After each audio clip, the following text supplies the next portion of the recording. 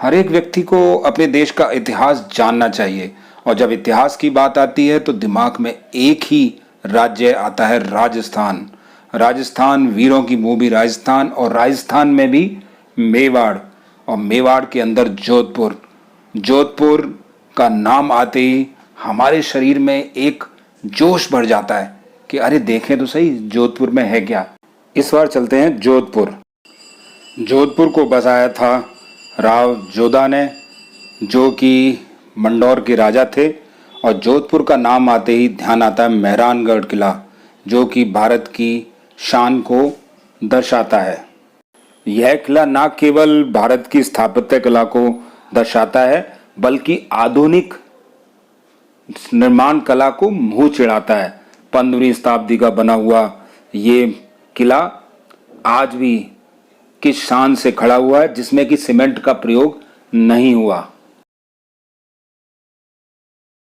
क्योंकि यहाँ के राजा राठौर राजा सूर्य के उपासक थे, और मेहरान का मतलब होता है सूर्य, इसलिए इसका नाम मेहरानगढ़ रखा गया।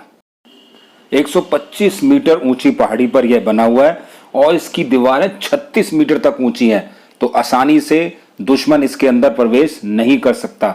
सारी दीवारें बिल्कुल सीधे हैं, अगर आप ध्यान से देखें तो उस पर चढ़ना तो नामुमकिन है। 1459 में इसकी नींव रखी गई, और इसके बाद इसमें कुछ ना कुछ बनता रहा, जो इसकी अवस्था जो आज है वो करीब 1640 में पूरी हुई। इसकी छत से देखने पर पूरा का पूरा जोधपुर दिखाई देता है, और जोधपुर अगर आप इसकी छत से देखेंगे तो आपको नीला लगेगा। तो कुछ मान्यता है कि कुछ विशेष वर्ग के लोगों की वजह से ऐसा होता था, लेकिन इसका कोई प्रमाण नहीं मिलता।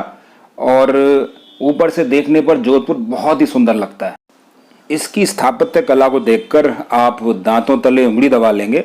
आप सोचते होंगे राजाओं के पास इतना पैसा आता कहां से था, तो बड़ा ही सरल आंसर है। जोधपुर दिल्ली मार्ग से जुड़ा हुआ था, और यहाँ पर व्यापार बहुत होता था। कॉपर और सिल्क का व्यापार यहाँ पर बहुत अधिक होता था, और उससे भारी राशि कर के रूप में प्राप्त होती थी। और इसीलिए मारवाड़ के लोग अच्छे व्यापारी बन गए, क्योंकि ये शुरू से व्यापार करते आए हैं, और व्यापार के सिलसिले में ही ये पूरे देश में बस गए। महल अंदर से बहुत सुंदर है, वेल मेंटेन है, क्योंकि एक प्राइवेट प्रॉपर्टी है, इसीलिए अंदर से सुंदर होने के कारण यहाँ बहुत फिल्मों की शूटिंग भी होती है। और अब ये देख सकते हैं यहाँ पर शीश महल बहुत सुंदर है, देखने लायक है। शीश महल के बाद आप यहाँ पर देख सकते हैं फूल महल, वो भी यहाँ देखने लायक है। महल अंदर से बहुत सुंदर है, इसलिए इसकी खूबसूरती को दर्शाने के लिए यहाँ फिल्मों की शूटिंग होती रहती है। एयरलिफ्ट, वीर, हम सब साथ साथ हैं, जो भी राजस्थानी पृष्ठभूमि की फिल्म बनेगी वहाँ इसका जरूर जिक्र होगा। आज़ादी के बाद यहाँ के शासक हिंदुस्तान में नहीं रहना चाहते थे, वो पाकिस्तान में मिलना चाहते थे, परंतु सरदार पटेल के प्रयासों से ऐसा ना हो सका, और जोधपुर रियासत भारत का हिस्सा बन गई।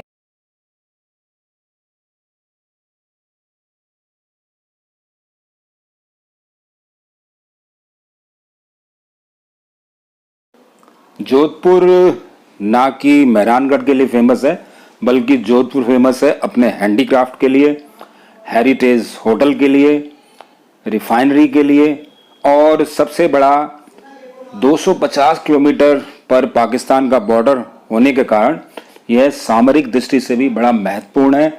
1965 की लड़ाई में जोधपुर एयरपोर्ट ने बहुत ही बड़ा रोल अदा किया था, और पाकिस्तान पर विजय प्राप्त करने के लिए यह बड़ा सहायक हुआ था। इस किले में 9 गेट हैं, जो कि समय समय पर बनवाए गए। 6 गैलरी हैं, जो आप देख सकते हैं, ये हथियारों की गैलरी है।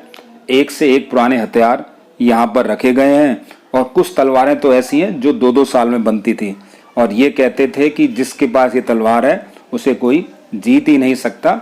तो ये सब आपको इस मेहरानगढ़ किले में दर्शाया गया है। बहुत ही सुंदर किला है, आप ज़रूर देखने आए, आपको बड़ा अच्छा लगेगा।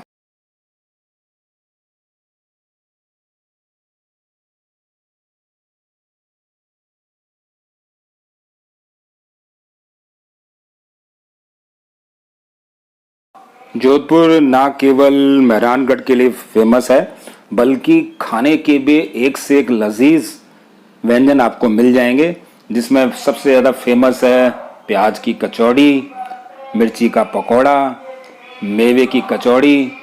वो सब आपको सब जोधपुर में ही मिल सकता है। मिल सब जगह जाएगा, लेकिन जो यहाँ का टेस्ट है वो अलग ही है। वैसे तो हर एक दुकान पे अच्छा मिलता है, जो भी दुकान आपको साफ सुथरी लगे वहाँ से आप खा लीजिए। आप टेस्ट में फ़र्क नहीं बता पाएंगे, क्योंकि सभी कारीगर बड़े अच्छे हैं। बड़ी दुकान पे थोड़ा सा आपको लगता है कि एक नाम है इसलिए वहाँ पर खाएं, लेकिन टेस्ट आप नहीं बता सकते। सभी का टेस्ट बहुत ही अच्छा है।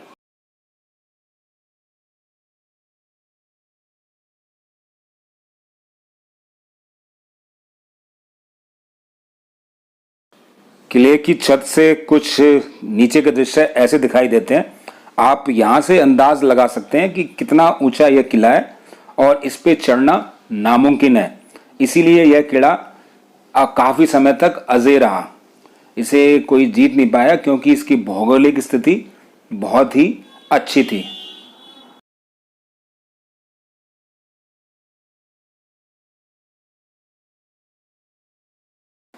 पूरा का पूरा शहर आपको यहाँ से नीला दिखाई दे रहा है। ये इसलिए इसको ब्लू सिटी ऑफ इंडिया भी कहते हैं। बहुत सुंदर लगता है ऊपर से, और जब सनराइज या गर्मियों में सूरज चमक रहा होता है तो बहुत अच्छा लगता है। यहाँ पर जब भी जाएं आप नवंबर से फरवरी तक चले जाएं, अदरवाइज बहुत भयंकर गर्मी पड़ती है। इसलिए जब भी जाएं कैप और सन ग्लासेस ले जाना ना भूलें, क्योंकि बेहताशा गर्मी पड़ती है। जोधपुर अच्छे से देखने के लिए आपको 2 दिन चाहिए। एक दिन आप मेहरानगढ़ किला देख लीजिए, जसवंत थड़ा और उम्मेद भवन। दूसरे दिन यहाँ पर आप लोकल फूड एंजॉय कीजिए। लोकल फूड खाने का अलग ही मज़ा है और बहुत ही स्वादिष्ट होते हैं। और वही फूड खाएं जो कि आप घर पे नहीं खाते।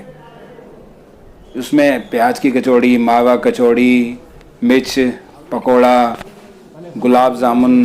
स्पेशल एक गुलाब जामुन मिलता है यहाँ पर जो कि सफ़ेद होता है, वो भी खाने लायक होता है।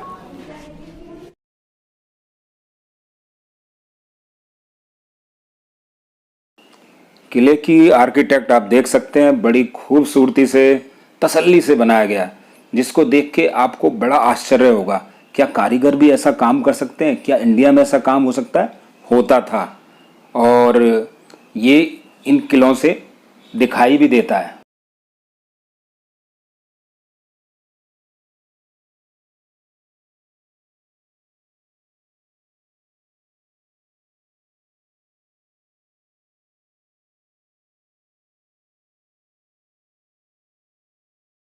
जुजारी नदी के किनारे बसे हुए जोधपुर और मेहरानगढ़ किला देखने के बाद आप जा सकते हैं जसवंत थड़ा, जो कि वहाँ पास में ही है। जसवंत थड़ा बहुत ही सुंदर है। इसका आर्किटेक्ट ताजमहल के जैसा है, इसलिए इसे ताजमहल ऑफ मेवाड़ भी कहते हैं।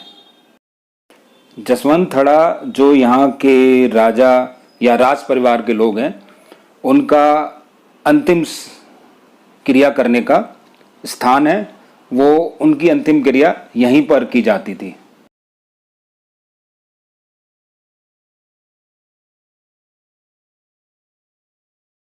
उम्मेद भवन के बाद आप जा सकते हैं मंडौर गार्डन। मंडौर गार्डन भी यहाँ के राजाओं की पुरानी राजधानी है।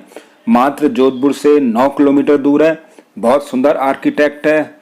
गर्मी बहुत बढ़ती है, इसलिए सनग्लास और कैप ले जाना ना भूलें।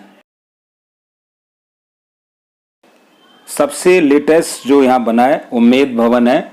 1943 में बन के तैयार हुआ। कहते हैं कि यहाँ पर बहुत बड़ा सूखा पड़ा था, तो राजा ने सिर्फ यहाँ के लोगों को काम देने के लिए इस महल का निर्माण कराया। इसको 3 भागों में बांट दिया गया है। एक भाग में खुद राजा रहते हैं, दूसरे भाग में गैलरी है और तीसरे भाग में 5 स्टार होटल बना दिया गया है।